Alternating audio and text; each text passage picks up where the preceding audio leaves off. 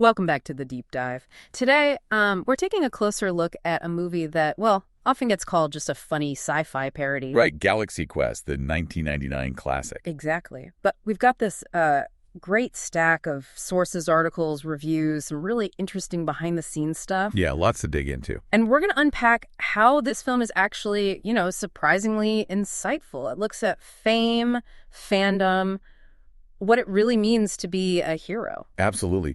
These sources, they really show it's way more than just a comedy. It came out Christmas Day, 99. Great cast, Tim Allen, Sigourney Weaver, Alan Rickman. Tony Shalhoub, Sam Rockwell, Daryl Mitchell. The whole crew.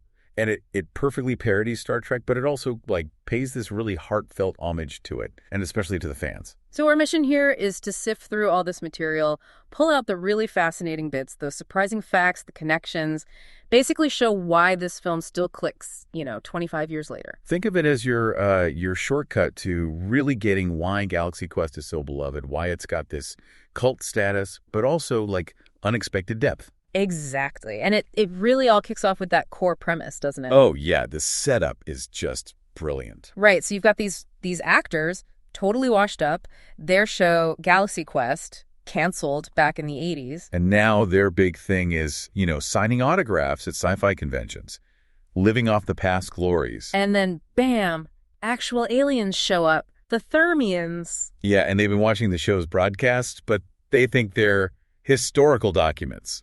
Like real events. So they beam aboard at a convention, totally convinced these actors are the actual crew of the NSEA Protector, and they need their help urgently. Which, of course, throws these actors straight into these insane life-or-death situations. Stuff their characters would handle, no problem. Yeah. But they're just people, right?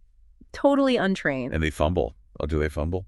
The sources really dig into how much humor the film gets from that mismatch. Like Tommy Weber, the character Laredo, the ace pilot. Yeah. He gets in the real ship's cockpit and nearly crashes the thing just trying to leave the space dock. It's hilarious. Or Fred Kwan. His character, Tech Sergeant Chen, is this tech genius. But the actor Fred, he's just completely baffled, kind of terrified by the real alien tech. The film doesn't just, mention these things. It really leans into them. And it works so well because the writing's super sharp and that cast, just perfect timing. What's really cool is how the director, Dean Parisot, put together this amazing cast. They weren't just playing types. They often used their own experiences, maybe even stuff from other roles. Okay, let's talk about Tim Allen.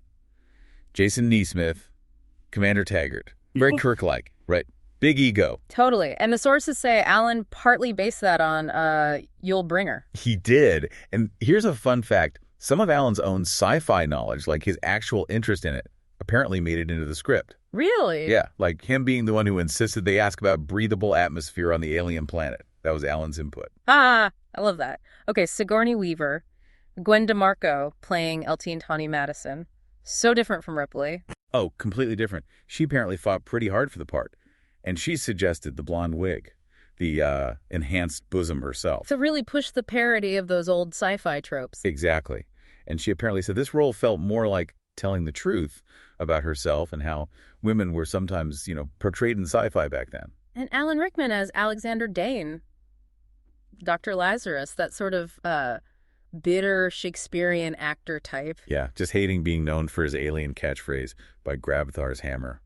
The sources say he thought the script was incredibly funny, though, and he actually had a big impact on making his character more dramatic, adding depth. He even had input on the alien prosthetic forehead. Wanted it to look like something an actor would realistically put on, but still good enough to fool the aliens. That's amazing detail. What about Tony Shalhoub as Fred Kwan? I read he first auditioned for Guy. Yeah, that's right. His character, Chen, was sort of loosely based on David Carradine in Kung Fu. That calm vibe. And maybe some rumored stoner stereotypes. So, since they couldn't really show that explicitly in a PG movie, Shalhoub decided Kwan should just be eating constantly. This is a little character deck. A subtle nod. Nice.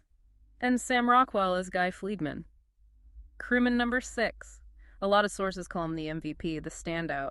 Totally. He's that forgotten extra, the red shirt, basically terrified he's going to be the one who dies. He just plays that anxiety perfectly. He apparently modeled it on some cowardly characters from other movies. Mm-hmm. And even drank coffee on set to keep that, jittery, nervous energy going. And his name, Guy Fleekman, is a nod to a real Star Trek stand-in, right? Guy Vorderman. Exactly. A deep cut for the fans. And we can't forget the Thermians themselves. Enrico Colantoni is their leader, Mathizar. Colantoni was so key. He came up with that very specific Thermian voice and that walk. Oh yeah, the walk, where the arm and leg on the same side move together. Right. He said he got that from watching the old Fireball XL5 marionettes. They even had like an alien school for the actors playing Thermians to get it right. Wow. And Missy Pyle playing Laliari, she impressed Spielberg. Apparently so much that Spielberg himself asked for her role to be made bigger. Yeah. Which is how we got the whole romance subplot with Fred Kwan. So, okay, it's incredibly funny watching these actors stumble around. But like you said, when you look at the sources, the film is actually saying some really smart things about fandom, about being human. Yeah, I think one of the big things is how it uses the Thermians, their total belief in the show, to kind of reflect back on us, the audience. If so. Well, it subtly makes that point. Actors aren't their characters. It reminds you they're real people, they have last names, lives outside the screen. Mm-hmm. It sounds simple, but the way the movie does it through comedy is pretty profound. And it really pushes back against that idea of, oh, it's just fiction, doesn't it? Totally. It makes this case that stories, fandom, they can be incredibly important. Comfort, community, getting people through tough times. I mean, the Thermians' love for the show literally saves their species. And it saves the actors, too, in the end. Remember that scene where Jason is kind of mean to Brandon, the superfan, for caring so much? The film really flips that. It also sort of gives you permission to be a critical fan, right? Like Gwen complaining, this episode was badly written. Yes. It says you can love something deeply, but still see its flaws.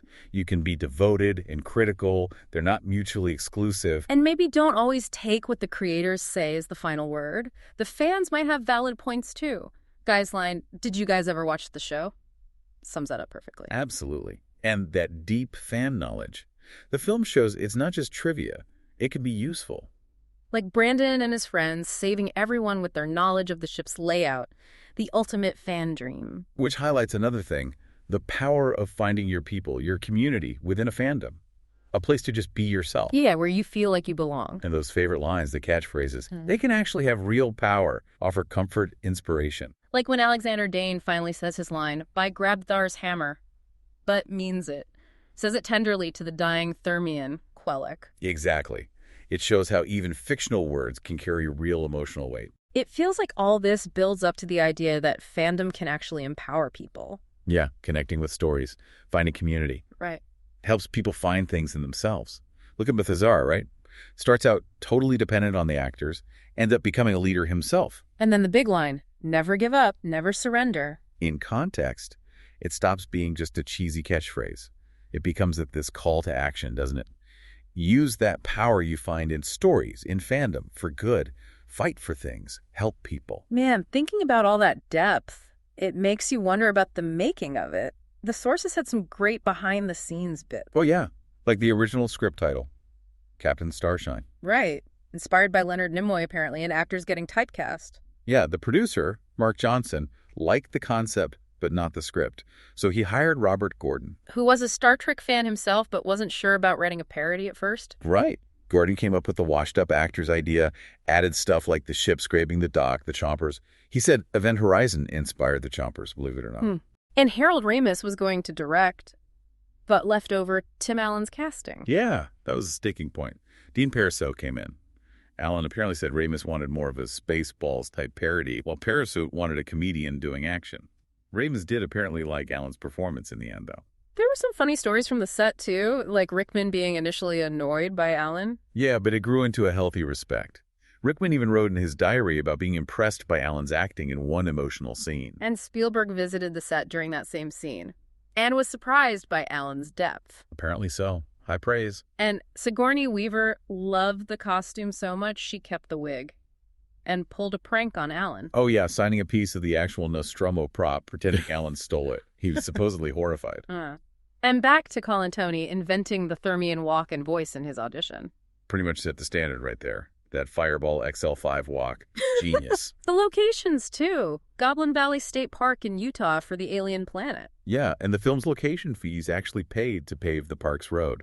No way. And the Stall House in L.A. for Neesmith's home, Hollywood Palladium for the convention. Iconic spots. But post-production sounds like it had issues. DreamWorks didn't quite know how to market it. And it got an R rating initially. Had to be cut down to PG. Yeah, to compete with family movies like Rugrats, which meant losing scenes.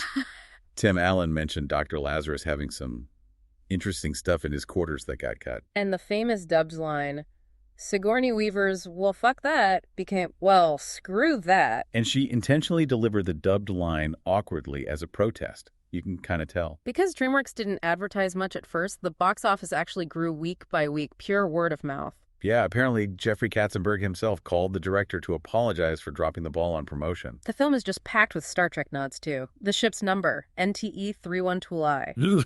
Not the Enterprise, according to the effects guys. And the rock monster was based on the Gorn, not some cut Star Trek V thing. Totally. Even the first website for the movie was designed to look like a clunky old fan site. Yeah. They really got the culture. And this is amazing, the aspect ratio changes, right? At the 21-minute mark. Yeah. Goes widescreen just as Jason sees space for the first time. It's a deliberate echo of the 20-minute mark transition in Kubrick's 2001, A Space Odyssey. How cool is that?